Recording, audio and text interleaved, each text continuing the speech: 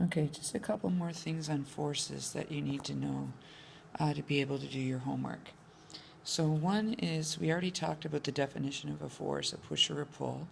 We talked about the fact that force is a vector, and because it's a vector, there's four ways that we can add them. Remember our four cases for adding vectors. The first one is if they're going in the same direction, then you just put them head to tail, and the resultant will just start where the first one started, ends where the last one ended. Exactly the same way when we added displacements or velocities.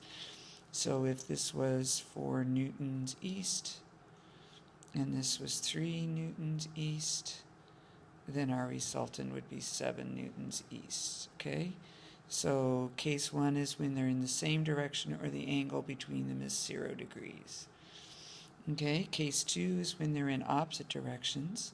So you have someone pushing with 4 newtons east on a box and someone pushing with 3 newtons west on a box. Then the resultant is you subtract them and take the direction of the bigger one. So the resultant here would be 1 newton east. And we often call this our net force, and we'll write it as F net, because net, if you think about your net pay, it's the total pay. So the net force is just the total force acting on an object. And because it's vectors, we can only add them up if they're going like in the same direction or in opposite directions. So the angle here would be 180 degrees. Okay, whereas up here it was 0. And then of course our third case is when they're acting at right angles to each other. So again, we have our 4 newtons east, and we have this time our 3 newtons, but it's north. So we can't just add these because they're not acting in the same direction. So we have to use our special rules for adding vectors, which is the resultant starts where the first one starts, ends where the last one ends. This will be our resultant, or our F net, and we'll just find it by Pythagorean theorem. So squaring 3, squaring 4, adding them together, taking the square root. This is a 3, 4, 5 triangle, so the resultant should be 5 newtons. And then the angle would be here. And to find it, you would use tan, because you have the opposite side and the adjacent side. So tan theta is equal to 3 newtons over 4 newtons. Inverse tan of 0.75 should be 36.87 degrees. And then, of course, we put it in our square bracket. We were measuring off the east, 36.87 degrees turned north. So it's been a little while since we've done this because we were doing our kinematics equation, so I just wanted to remind you. And then remember, the fourth case is any other angle. So if our 4 newtons was here and our 3 newtons was at some other angle, then the resultant, this is still our F net or our resultant. It's just first we would have to break this guy into its components, right? And of course, I should put the 3 newtons up here so it's out of the way. This angle was like 30 degrees. This would be our Fy of this guy. This would be our Fx. We would use sine and cos to find our Fy and our Fx. And then what we'd have left would be a big guy like this, which would be the 4 newtons plus whatever Fx ended up being. This would be our Fy.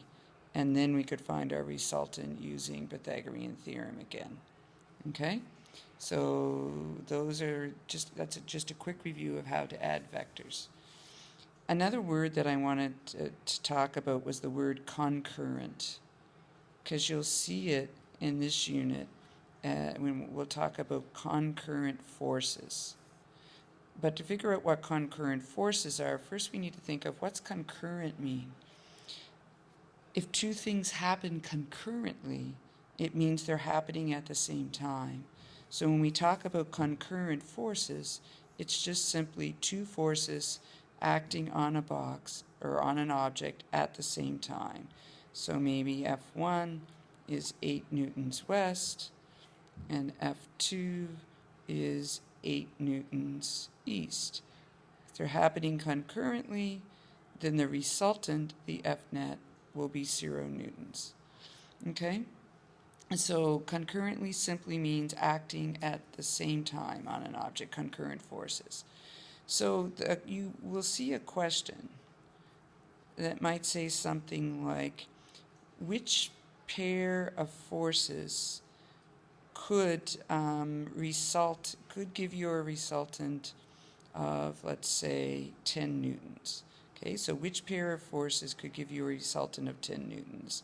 So it might be a pair that's like 8 newtons and 28 newtons.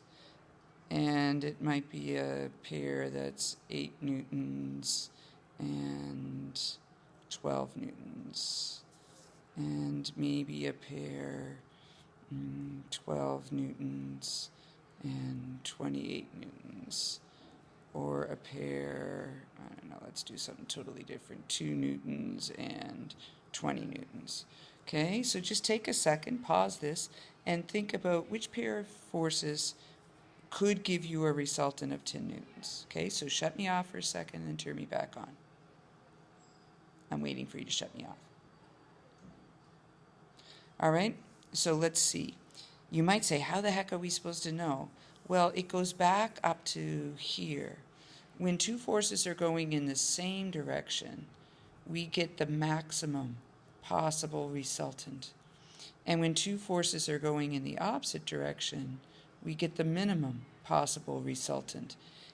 So when they're acting in the same direction, angle 0 degrees, maximum possible resultant. Opposite directions, 180 degrees, minimum possible resultant. Then any other case has to be between the maximum or the minimum, because otherwise it's not the maximum and the minimum. So down here, what we need to do is say, which one of these will give me a maximum, which one of these, or what are these maximum and minimum resultants? So add them together, 36 newtons. Subtract them, 20 newtons. Does 10 fall in between? No. So this pair cannot give me a resultant of 10. This one, maximum resultant, 20 newtons. Minimum resultant, 4 newtons. Does 10 fall in between there? Yes. So this one can give me.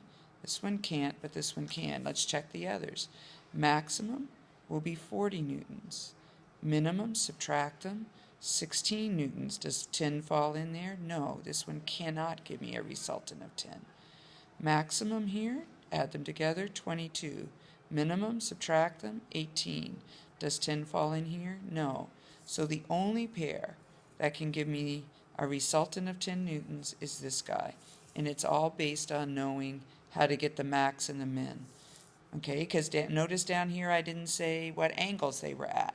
So you could be any angle. So you have to check and see, well, if it's any angle, what could my maximum possible force be and what would my minimum possible force be? Okay? And so on the sheet you're doing tonight, this will come in handy. One other little piece of information, and it's called the equilibrant, or the equilibrant force. Okay, and we'll often write it, all forces we write as a capital F and a subscript to say what they are. So F net is the net force, F1 the first force. So equilibrant force is just EQ. And equilibrant is a force acting on an object that keeps the object in equilibrium. So if I have a force, force 1 of 8 newtons pulling this way, east, and I have a force 2 of 6 newtons east, and maybe it's 2 people pulling on this person, and I don't want this person to move, then I need to pull in a direction equal but opposite to these two to cancel them out. So really the definition of the equilibrium is the force that is equal and opposite to all the other forces acting on the object. So if I add up all the other forces and get the resultant, or the F net, here it would be 14 newtons east, then my equilibriant is just going to be equal and opposite, so it would have to be 14 newtons west. Okay, so if they were going at right angles, I would still move this guy over and find the F net, and it would be